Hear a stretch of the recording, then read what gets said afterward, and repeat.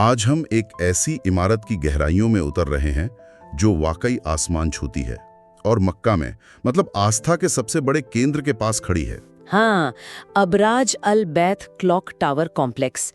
ये मस्जिद अल हरम के बिल्कुल नज़दीक है और हज यात्रियों के लिए तो खैर एक बहुत ही अहम जगह है। बिल्कुल।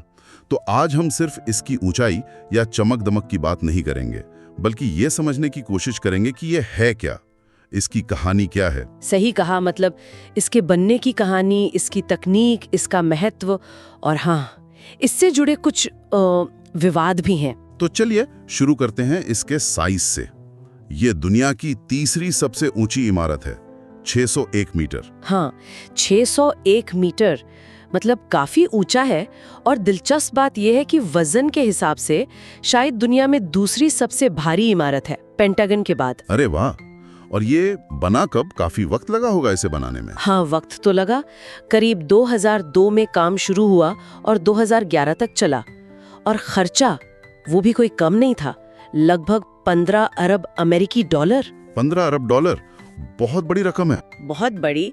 और इसका मकसद साफ था, जो लाखों हज यात्री आते हैं उनके लिए रहने और दूसरी सुविधाओं का इंतजाम करना। ये सिर्फ एक टावर नहीं है ना? हाँ, ये सुना है मैंने। ये कई टावरों का ग्रुप है। बिल्कुल, 7 टावर हैं इसमें।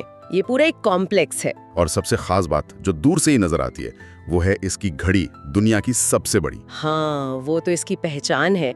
चारों तरफ 43 मीटर डायमीटर वाले घड़े के चेहरे लगे हैं। सोचिए, 34 मीटर्स। जबरदस्त। कहते हैं 25 किलोमीटर दूर से भी दिख जाती है। हाँ बिल्कुल। और रात में तो ये और भी शानदार दिखती है।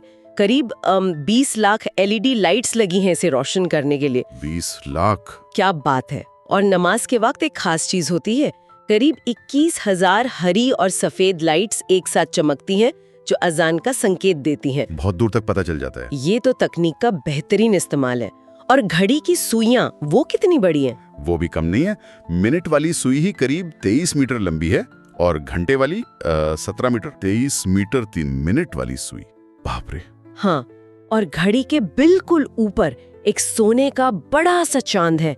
वो भी करीब 23 मीटर ऊंचा है। और वजन कोई 30.5 टन से ज्यादा। सोने का 35 टन? हाँ, मतलब सोने की परतें चढ़ी हैं फाइबर ग्लास के बेस पर। अच्छा। उसे मजबूत बनाने के लिए। ये दुनिया में अपनी तरह का सबसे बड़ा है। अविश्वसनीय। अच्छा, ये तो बाहर की बात हुई। टावर के अंदर क्या है? सिर्फ घड़ी तो नहीं होगी? नहीं, बिल्कुल नहीं। हाँ। अंदर तो जैसे एक शहर बसा है। हाँ। बड़े आलीशान होटल्स हैं, एक बहुत बड़ा शॉपिंग मॉल है, शायद 5 मंजिल का। 5 मंजिला मॉल? हाँ, और रहने के लिए अपार्टमेंट्स भी हैं। और हाँ, नमाज पढ़ने के लिए भी काफी जगह है। और मैंने सुना है एक म्यूजियम भी है इसमें, घड़ी से जुड़ा हुआ। जी हाँ, बिल्कुल। टावर के सबसे ऊपरी 4 फ्लोर्स पर क्लॉक टावर म्यूजियम है।